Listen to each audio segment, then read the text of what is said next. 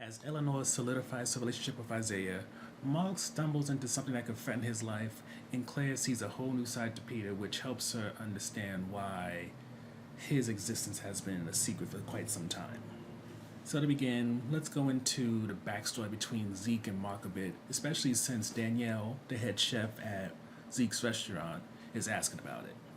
So, long story short, Mark and Zeke started betas together, and Mark initially hired most of the kitchen staff, created the menu, but it seems because of Eleanor becoming a vampire, he was no longer able to serve and be part of Zeke's restaurant.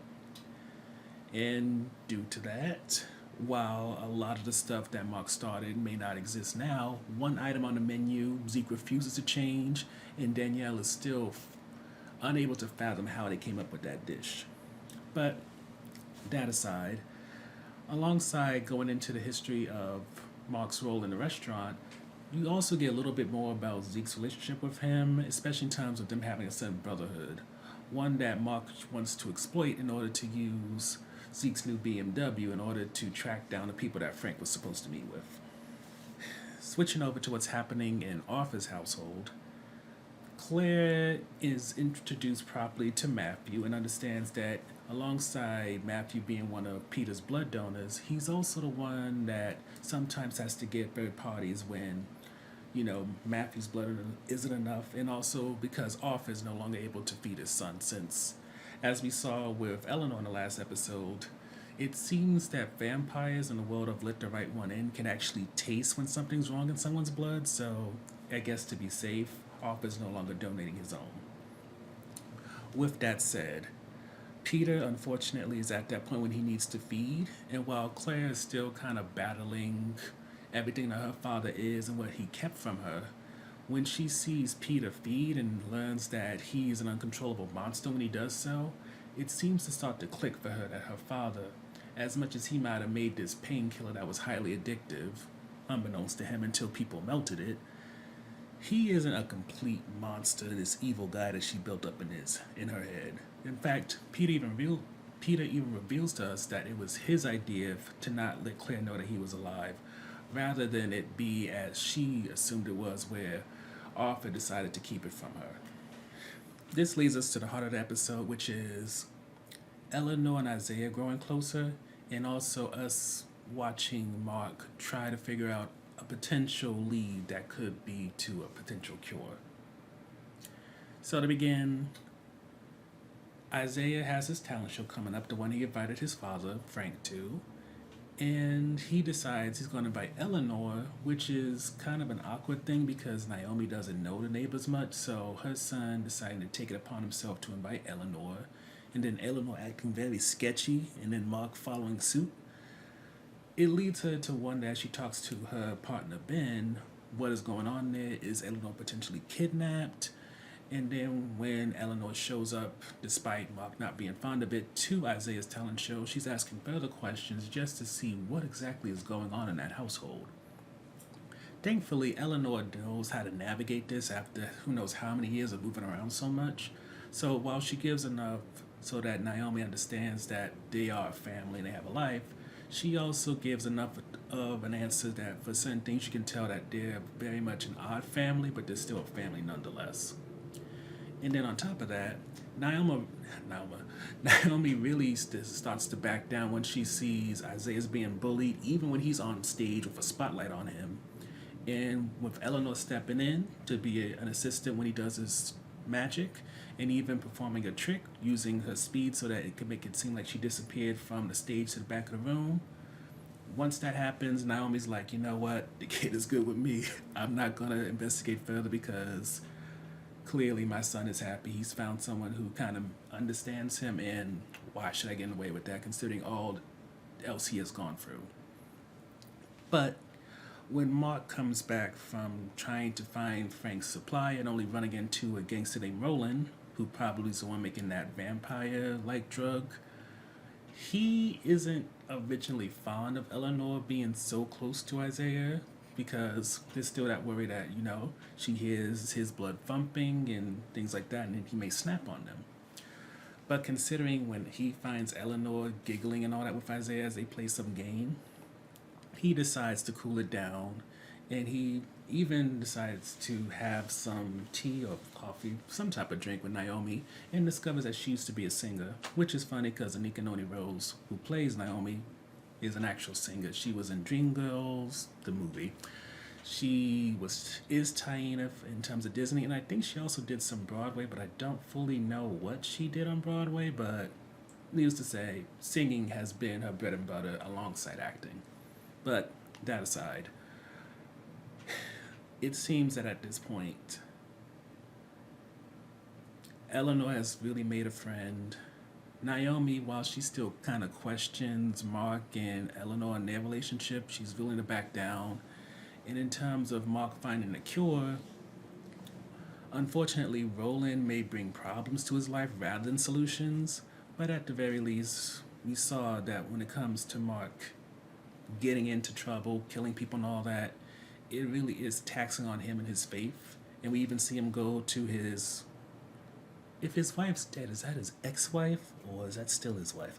Either way, he goes to his wife's Elizabeth grave to try to speak to her, hoping that she can speak to God on his behalf because he needs a miracle of some kind. The first highlight is just Isaiah and Eleanor's friendship because at this point it kind of makes me wonder who's the person that made the casting decision because these two are just they have such a good dynamic that it makes you almost it makes you want to wonder who is a casting person, what else have they done, because maybe they have a pattern involved. Because in my mind, often we don't think of casting people when it comes to why you should watch a show or movie, but as you see with directors, as you see with writers, certain people just have good track records and know what they're doing. And I kind of want to check out, when it comes to this show, who did the casting, just to see if maybe they've done other things I like, and maybe that's someone else who I should track in terms of what to watch next. The second highlight is Mark's battle with Faith. And while I kind of have mixed feelings about them not translating to Spanish when he was talking to Elizabeth, at the same time, the impassioned speech that he gave really shows that it's not lost on him that he's killing people in order to keep his daughter alive. And add on that he killed Frank, who was a father of someone.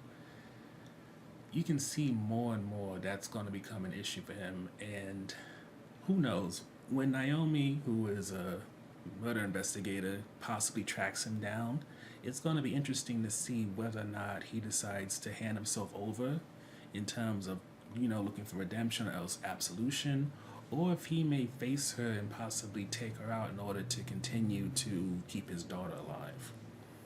Speaking of keeping your children alive, the next highlight for me is just getting a sense of what Arthur did in terms of his background and also how he's been working on keeping his son alive. Now, full story is Arthur tried to make a painkiller that wasn't addictive, yet when it's melted down it became highly addictive. And even though he knew about this, he decided to keep it on the market, and then he got sued, which led to his house looking as it does and his practice being no more. In my mind, the way that they crafted Arthur's story in this episode, it allowed you to see different perspectives to what he was doing.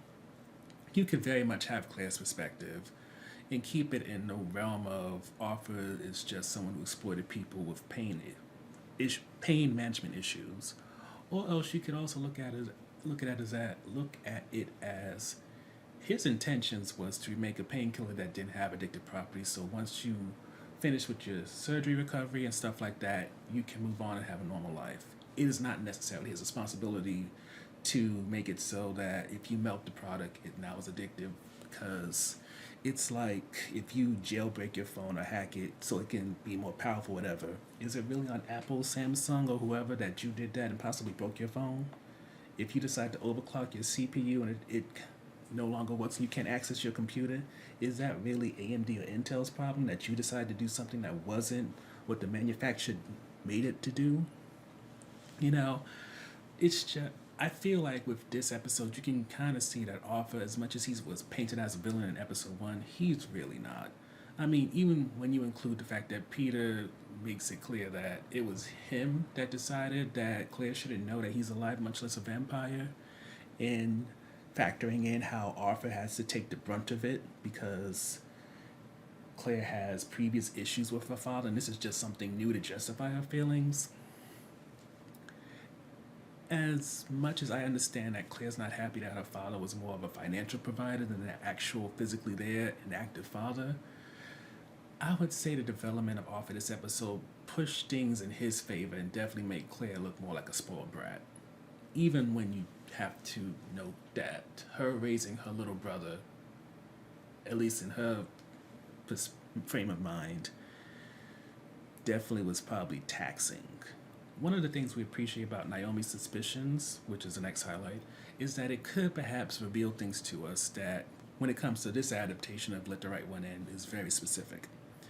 It can potentially show us more about Mark's past. It may even allow us to learn more about Elizabeth, who I doubt we're going to have either Mark or Eleanor directly talk about that much, since it's probably still a sore subject.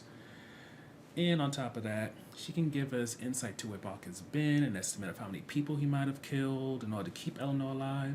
And considering Eleanor can't age, she may also be how we find out what happened to Eleanor in terms of her becoming a vampire.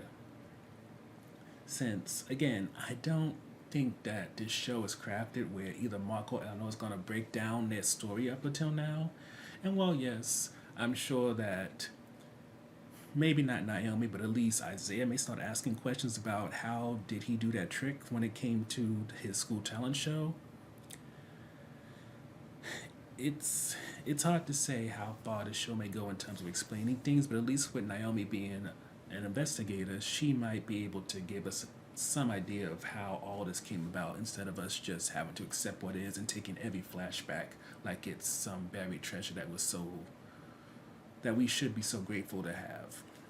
So, in terms of the on the fence portion, Claire's the only topic, and that's just because with Arthur moving up in the world, Claire moves down, and it makes her increasingly just kind of whiny brat in a way. And as I noted when it came to Arthur's highlights, I get both sides.